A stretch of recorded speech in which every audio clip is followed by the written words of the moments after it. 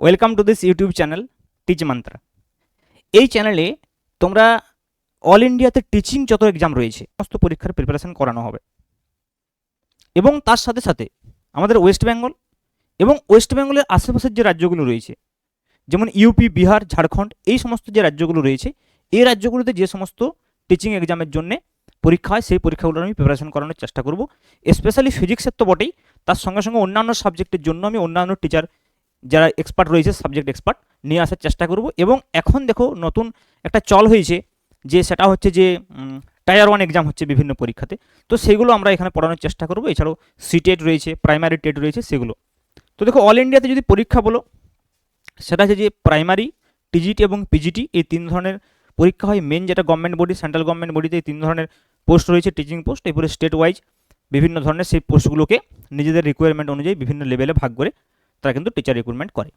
তো সেই সমস্ত সম্পর্কে তোমরা বিষয় সম্পর্কে তোমরা আপডেট এই চ্যানেলে পেয়ে যাবে। আরেকটা কথা বলে রেখে, যারা ওয়েস্ট বেঙ্গল এসএলএসটির জন্য রয়েছে, তো এসএলএসটির ভিডিও কিন্তু এখানে আসবে, বিশেষ করে যেটা ইন্টারভিউর জন্য। ওকে, এই চ্যানেলে আসবে। এছাড়াও দেখো এই মুহূর্তে কী কী এক্সামগুলো চলছে।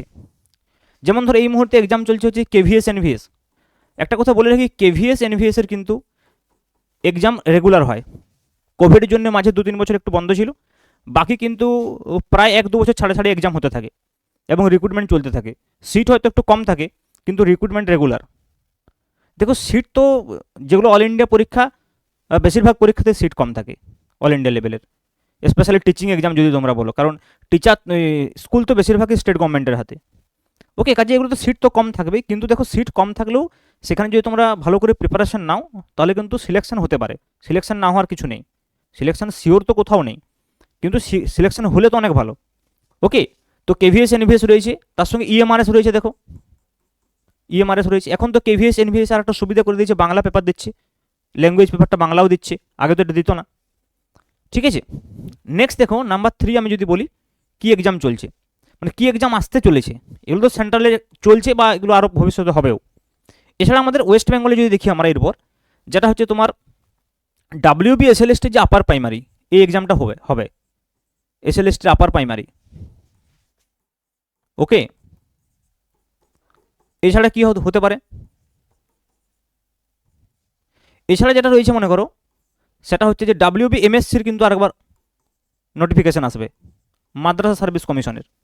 ওকে, এছাড়া ওয়েস্ট বেঙ্গল পিএসসি, যেটা যে অ্যাসিস্ট্যান্ট মাস্টার এবং মিস্ট্রেস নেই তোমরা জানো, ডাব্লিউবি পিএসসি এর নোটিফিকেশান আসবে। এছাড়াও দেখো ওয়েস্ট বেঙ্গল পলিটেকনিক কলেজের যে ডাব্লিউবি পিএসসির আন্ডারে পলিটেকনিকের, ওকে, যে অ্যাসিস্ট্যান্ট প্রফেসর নিয়োগ হয়, সেটাও আসবে। এছাড়া দেখো আমাদের আশেপাশের রাজ্য, যেমন ধরো জেএসএসসি, ঝাড়খণ্ড পিজিটি, এখানে টিজিটিও রয়েছে, পিজিটি টিজিটি ঝাড়খণ্ড। এছাড়া বিহার পিজিটি টিজিটি। তো দেখো পরীক্ষা কিন্তু কম নয়, প্রচুর আছে। যদি তুমি ওয়েস্ট বেঙ্গলের এক্সামের সঙ্গে সঙ্গে অল ইন্ডিয়া লেভেলে এবং আশেপাশের রাজ্যগুলোকে যাও, তাহলে কিন্তু প্রচুর এক্সাম রয়েছে, বিহার পিজিটি টিজিটি। তো এই সমস্ত এক্সাম সম্পর্কেই আমি কন্টেন্ট দেওয়ার চেষ্টা করবো এই চ্যানেলে। ওকে, তো তোমরা চ্যানেলটার সঙ্গে যদি কানেক্টেড থাকো, তোমরা আপডেটও পেয়ে যাবে, এবং তার সঙ্গে সঙ্গে যারা ফিজিক্স রয়েছে তাদেরকে তো আমি ফিজিক্স পড়াবোই, তার সঙ্গে সঙ্গে অন্য যে সমস্ত সাবজেক্টগুলো রয়েছে সেগুলো আমরা কিন্তু চেষ্টা করব। ওকে, তো দেখো অনেকের মনে অনেকেই ডিপ্রেস রয়েছে এই মুহূর্তে, আমাদের ওয়েস্ট বেঙ্গলে স্পেশালি যারা বিএড বা ডিএড করে রয়েছে। ঠিক আছে, দেখো আমি বলবো যে ডিপ্রেশন কিন্তু সবারই রয়েছে। ব্যাপারটা এমন নয় যে যারা শুধুমাত্র বিএড বা ডিএড করেছে তাদেরই ডিপ্রেশন, ডিপ্রেশনে সবাই আছে। যারা জব এক্সপিরিয়েন্ট তারা ডিপ্রেশনে সবাই আছে। কিন্তু আমাদের ওয়েস্ট বেঙ্গলে ডিপ্রেশনে আর একটা বিশেষ কারণ হচ্ছে এখানে পরীক্ষাই হয় না, যেটা মেন সমস্যা।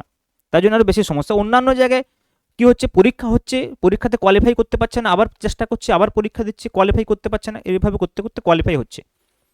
তো এই রিদিমটাকে বজায় রাখার জন্য হলেও কিন্তু তোমার সমস্ত পরীক্ষা দেওয়া উচিত। যদি তুমি 2 বছর টানা 2 বছর যেখানে যা ফর্ম বেরোবে আশেপাশে, মানে যেখানে তুমি ফিজিক্যালি পৌঁছতে পারবে সেরকম জায়গায়, কেভিএস এনভিএস বা ইএমআরএস বলে, এই পরীক্ষাগুলো তো আমাদের ওয়েস্ট বেঙ্গলে হয়, রিটেন এক্সাম। বাকি যেমন ধরো আশেপাশে ঝাড়খণ্ড, বিহারের যে পরীক্ষাগুলো হয়, বিহারের স্টেট হয়, তো সেই পরীক্ষাগুলো যদি তুমি দিতে থাকো না, তোমার একটা রিদিম তৈরি হয়ে যাবে। ঠিক আছে, মোটামুটি তো মোরলেস পরীক্ষাগুলো সিলেবাসে কি, তখন দেখবে যদি ওয়েস্ট বেঙ্গলে পরীক্ষা হয় তখন তুমি পেরে যাচ্ছে। এছাড়াও কিন্তু ওয়েস্ট বেঙ্গলে দেখবে আরেকটা পরীক্ষা হয়, এটা সিট অনেক, একটা দুটো করে সিট থেকে কিন্তু হয় রিক্রুটমেন্ট মাঝে মধ্যে, এগুলো কিন্তু তোমরা পরীক্ষা দিতে পারো। এটা রামকৃষ্ণ মিশন। ওকে, রামকৃষ্ণ মিশনে কিন্তু পরীক্ষা হয় এবং এরা নিজেরা নিয়োগ করে। তো বিভিন্ন রামকৃষ্ণ মিশন কিন্তু আলাদা আলাদা করে নোটিফিকেশন বের করে এবং নিয়োগ করে। ঠিক আছে, এছাড়াও দেখবে চার্চের যে আন্ডারে যে স্কুলগুলো রয়েছে সেই স্কুলগুলোতে নিয়োগ করে। তো এইভাবে যদি তুমি একদম ডেডিকেটেড হয়ে যাও যে আমাকে আমার টিচিং জবই চাই। দেখো অনেকের মনে কোনো গোল থাকে না, এরকম ভাবে যে আমার কোনো একটা গভর্নমেন্ট জব চাই। তার ফলে কি হয়, একবার এই এক্সাম দেয়, একবার ওই এক্সাম দেয়, কখনো ব্যাংক দিচ্ছে, কখনো রেল দিচ্ছে, কখনো এসএসসি সিজিএল দিচ্ছে, কখনো ইউপিএসসি দিচ্ছে, কখনো ডাব্লিউবি পিএসসিতে যে আমাদের ওই WBCS West Bengal civil service দিচ্ছে। তো বিভিন্ন ধরনের পরীক্ষা যদি তুমি দিতে থাকো র্যান্ডামলি তাহলে কিন্তু মুশকিল। তো তোমাকে কি করতে হবে, তোমাকে প্রথমে ফিক্সড করতে হবে বিষয়টা। এবার দেখো ফিক্সড করার সঙ্গে সঙ্গে তোমাকে একটা বাউন্ডারি তৈরি করতে হবে। যেমন ধরো আমি একটা ফর এক্সাম্পল সিম্পল এক্সাম্পল দিচ্ছি। দেখো মনে করো যারা টিচিং এক্সামের জন্য পড়ছে, সাপোজ আমি বলছি যে একজনের সাবজেক্ট ফিজিক্স, কারো সাবজেক্ট মনে করো ফিজিক্স। তো টিচিং এক্সাম তো ফিজিক্স, বিনা ফিজিক্স পড়ে তো টিচিং এক্সাম হবে না, তাহলে ফিজিক্সের তো কন্টেন্ট পড়তেই হবে। তো ফিজিক্সের যখন কন্টেন্ট পড়তেই হবে, তোমাকে কী কী কন্টেন্ট পড়তে হবে ফিজিক্সে? প্রথমত 11-12 সমস্ত ফিজিক্স, 12 এবং 11 সমস্ত ফিজিক্স পড়তে হবে তোমাকে। তার সঙ্গে সঙ্গে বিভিন্ন পরীক্ষাতে যে বিএসসি লেভেলের ফিজিক্স রয়েছে এবং এমএসসি লেভেলের ফিজিক্স রয়েছে, এগুলো পড়তে হবে। এগুলো পড়ার জন্য কী করবে, বা সিএসআই এর নেট বা গেটের সিলেবাসটাকে ধরে পড়ো। সিএসআই নেট এবং গেটের সিলেবাস, তখন তুমি সেট পরীক্ষাটা দিতে পারবে। এই সিলেবাসটা ধরে পড়ো, তার সঙ্গে 11-12 সিলেবাসটা পড়ো, তাহলে তোমার পুরো ফিজিক্স সবসময় কমপ্লিট থাকবে। তাহলে পুরো ফিজিক্সটা যদি তোমার সবসময় কমপ্লিট থাকে, তারপরে দেখো এখন পরীক্ষাগুলোতে কি হচ্ছে, সাবজেক্টের সঙ্গে সঙ্গে তোমার টায়ার 1 টায়ার 2 এক্সাম হচ্ছে। তাহলে সেক্ষেত্রে তোমার একটা জেনারেল পেপার পড়তে হবে। এইভাবে ভাগ করতে হবে বিষয়টাকে, জেনারেল পেপার পড়তে হবে। আচ্ছা এইবার আমাকে বলো যে তুমি যদি জেনারেল পেপারটা পড়ো, তাহলে জেনারেল পেপারে কী কী সাবজেক্ট থাকে, স্পেশালি কী কী থাকে বলো জেনারেল পেপারে? আমি যদি টিচিং এক্সামের জন্য একটা এক্সট্রা বলি, যেটা হচ্ছে যে তোমার চাইল্ড সাইকোলজি, তো সেটাও তো এবারে এনভিএসকে তুলে দিয়েছে। কিন্তু চাইল্ড সাইকোলজি পড়তে হবে, কারণ ইএমআরএসে আছে, আবার সিটেটে আছে, আবার ওয়েস্ট বেঙ্গল আপার প্রাইমারিতে আছে। তাহলে দেখো জেনারেল পেপারের মধ্যে প্রথমে আমি যে নর্মাল জেনারেল পেপার থাকে সেগুলো কী হয় বলো? একটা হচ্ছে ইংলিশ ল্যাঙ্গুয়েজ সাবজেক্ট, ওকে। সেকেন্ড হচ্ছে কি ম্যাথ, রিজনিং আর জেনারেল অ্যাওয়ারনেস। রিজনিং আর একটা কি জেনারেল অ্যাওয়ারনেস।